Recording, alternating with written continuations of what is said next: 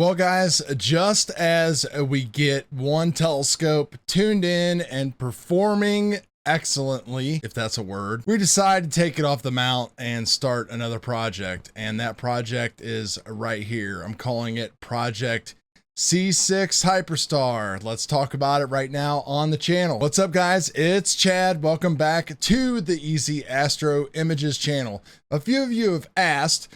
This is a second YouTube channel of mine. My first one, as you can tell, is RC here, Dorky and 40 RC. I will put a link below it in the description if you are interested in checking out all of my RC adventures, drag racing, indoor carpet racing, and all of that kind of fun stuff. But we're here to talk about telescopes. So if you're interested in telescopes and all the fun things that I try to do with them and the way that I try to present, don't forget to give me a like and a subscribe, and if you got a question, a comment. So if you follow me on the channel, you know the whole story. If you don't, I'll give you the quick synopsis. The quick synopsis is, I had a RASA 8. I thought it was my dream scope. I worked with it very hard. I sent it to CELESTRON because I was not happy with the performance. While it was gone, I got into refractors. I bought a refractor. I got the RASA 8 back. I sold it, picked up a William Optics GT81, loved it, hated the speed, and now we are right back to a Hyperstar on C6.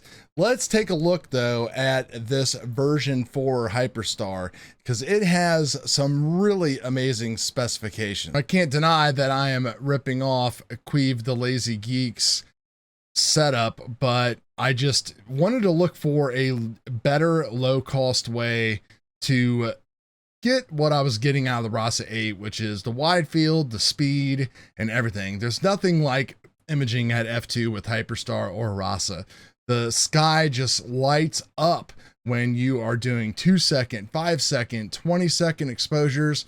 And somebody like me that lives in Ohio, I just love to take advantage of these 3 or 4 hour time windows when there are breaks in clouds.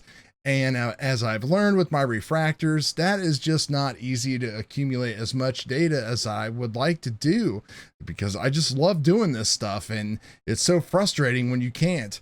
But anyway, let's take a look at the specs here. So this is the Hyperstar 6 V4 for a C6. And of course I've got one of those too. You'll see that. And your basic setup here comes with your secondary mirror holder, a mounting knob, and your dust caps. And of course, I added the new Starazona modular filter drawer system, which I'll show you how that looks compared to the older version, because I still have one of those. And the big deal about this one is that versus the V3, we are looking at what they claim to be a 300% larger imaging area, being able to use up to a 28mm imaging circle. Now, of course, you probably do not want to go this far. You're going to have some issues. And the camera that most people are going to use with the Hyperstar setup is going to be something like the 183 that has just tons of megapixels, and you're able to just go deep with those things. The small pixels, you know, can really handle a lot of saturation. It's an older camera design, you know, there's amp glow and all that kind of stuff, but it is what it is. It produces decent pictures, especially when you're looking for something on like a Hyperstar. So that's pretty much it when it comes to the examples that they have.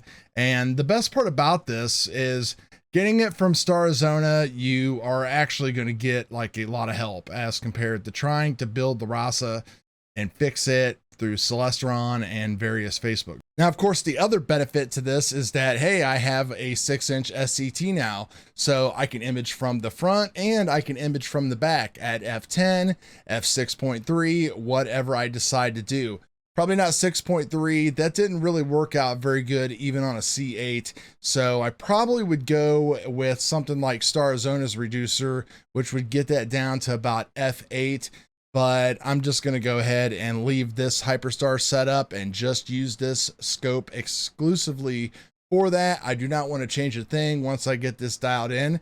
I've already done the second video on this, which is getting the secondary mirror aligned inside of the C6 Celestron's infinite wisdom, they decided not to put in adjustment screws in there. It's just sitting in there on some felt pads, and it is not lined up perfectly. At least my example was not. Your mileage may vary. So here is the entire Hyperstar system. It comes in a nice box. You get a holder and a cap that will go and hold your secondary mirror that you're going to pull out of your C6. And here's the cap right here. You can actually replace that so you can pull it in and out easily. I've not done that. Don't know if I really plan to. This right here is a tilt adapter that is made for the ZWO ASI 183 in case I run into any tilt problems. Now, I've never seen any issues on my refractor so far, but that does not mean that something doesn't exist. But that's going to be the last thing that I will worry about. The very first thing, of course, has been the secondary mirror centering. We've got that all done. And now we have the Hyperstar system all ready to go. So pretty important that you lubricate your threads on all this stuff with some kind of lube. I am using actually some RC lube that I have. So you don't want all of this stuff to seize together. But here's the actual C6 Hyperstar lens. It's a pretty decent size, but it's definitely small in comparison. I mean, there's the comparison shot to the ASI 183. And on top of here, we've got some different sets of screws. The ones with the big washers on them are for rotation, which is awesome because that was something that was not easy to do with the Rasa 8. So you can actually rotate your camera and get, you know, different views if you want to do mosaics and things like that. And then you have a set, 3 sets of push and pull screws on here to adjust the tilt and everything of the Hyperstar. So aligning it with the optics and everything else. Some people say, including the instructions, that you want to back this out a little bit and shim it out and start from a position like that. After speaking with Starazona and the issues that I had with the secondary, they suggested that I just go ahead and push it all the way in and go from there. And that's what we're going to do. Now, attached to the 183 here is Starazona's new modular, and this one is made with the adapter that fits my camera and of course the Hyperstar system, and everything looks pretty much about the same as it used to. It's been remanufactured to be a little bit smaller and also conceal light leaks and stuff a lot better. Here's the old version of it, and they look about the same. Don't really see a whole lot of differences when it comes to the actual sizes. The new one, yeah, they're pretty much about the same. So what they ended up doing though is you can see how the top one here, which is the old version, has these different plates that you could mount to it. So they've done away with the different plates, it looks like, and they've went to a design where the plates actually will screw down into the body here to prevent light leaks.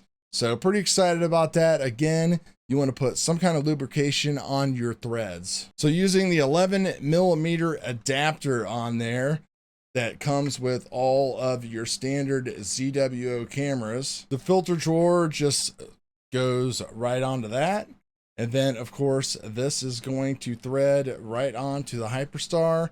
I should have enough lubrication on there still, and that's going to go all the way down, and that will give us our correct back focus. And then of course, this is going to screw to the C6 secondary holder. There's that, a beautiful system in itself. Now let's go grab the C6 and I will show you what we got going on with that baby. Okay, here is the C6 in all of its glory. On this side of the C6, what you're looking at right here is the Pegasus Power Box Advanced V2. This isn't the big one. This is the one that comes with environmental sensor, do control, power, and 4-port USB hub. It's a great all-in-one solution. I pretty much just move it from scope to scope when I'm not using ZWO, ASIAir, or something like that.